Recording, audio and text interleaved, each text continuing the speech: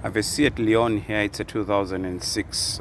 Just want to show you how to reset the service light. If you want to check the year, you can come here on the windscreen, and if you clean that right below those numbers, I think you can see there is a 6 there that tells you that's a 2006. Now I'm in the car. Just to show you, it's a quick procedure, very quick. It's not difficult at all. So what you do, you see that knob there, you press it down. Next, you turn the ignition key on. For 1 second, you turn that knob to the right, that is clockwise, just for 1 second. Turn it clockwise, then let go.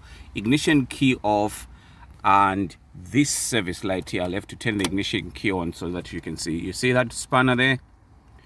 That should go away then after we have the service light reset. So here we go. Let's just carry out the procedure together. Right, I have pressed the knob down. So the next thing, I'll turn the ignition key on, and having turned the ignition key on with the knob pressed down, I'll turn it to the right. I think you saw what happened there. Just a second, let go. Then turn the ignition key off.